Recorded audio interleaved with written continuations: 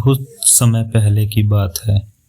एक नदी थी जो दो गांवों के बीच से बहती थी।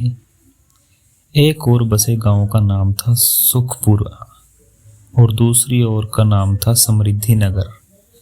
दोनों गांवों की जिंदगी इस नदी पर निर्भर करती थी। नदी का पानी उनकी फसलों को सींचता, प्यास बुझाता और जिंदगी को खुशहाल बनाता था। सालों तक सब कुछ शांति से चलता रहा। नदी कभी सूखी नहीं और दोनों गांवों के लोग संतोष में जीवन जी रहे थे। लेकिन एक दिन सुखपुरा के मुखिया के मन में लालच ने जगह बना ली। उसने सोचा, अगर मैं नदी का सारा पानी अपने गांव के लिए रोक लूं तो हमारा गांव सबसे समृद्ध हो जाएगा और समृद्धि नगर का कोई महत्व नहीं रह जाएगा।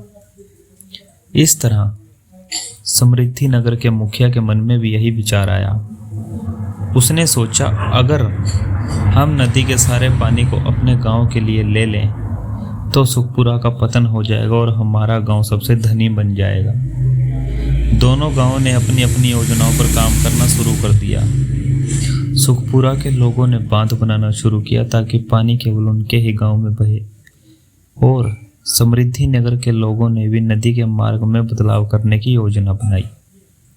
धीरे धीरे नदी का बहाव दोनों ओर से कम होता गया।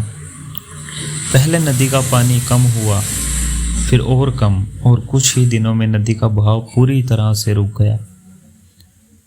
अब दोनों गांव में हाहाकार मच गया। ना खेतों में पानी बचा, ना पीने के लिए। जानवर प्यास से मरने लगे और गांव के लोग एक दूसरे पर आरोप लगाने लगे। सुखपुरा और समृद्धि नगर के मुखिया को एहसास हुआ कि उनके लालच के कारण ही यह विपत्ति आई है। पर अब बहुत देर हो चुकी थी। नदी पूरी तरह सूख चुकी थी।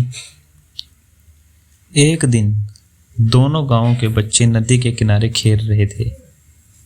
वो नदी की पुरानी धारा के पास बैठकर खेल रहे थे जब एक बच्ची ने मिट्टी के नीचे से एक चमकती हुई चीज देखी। उसने उसको निकाला तो वह एक जादुई सीप निकला। जादुई सीप से आवाज आई, मैं नदी की आत्मा हूँ।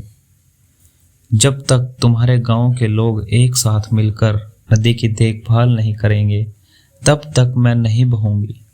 अगर तुम लालच छोड़कर साथ काम करोगे तो मैं फिर से पानी दे दूंगी। बच्चों ने तुरंत दोनों गांव के लोगों को यह बात बताई। गांव वालों ने अपनी गलती का एहसास हुआ। उन्होंने बांध तोड़े, नदी का मार्ग साफ किया और एक साथ मिलकर काम किया। कुछ ही दिनों में नदी में फिर से पानी बहने लगा और दोनों गांव में समृद्धि लौट आई। इस तरह सुखपुरा और समृद्धि नगर के लोगों ने समझा कि लालच कभी सुख नहीं देती, बल्कि मिलजुल कर काम करने से ही जीवन सफल होता है।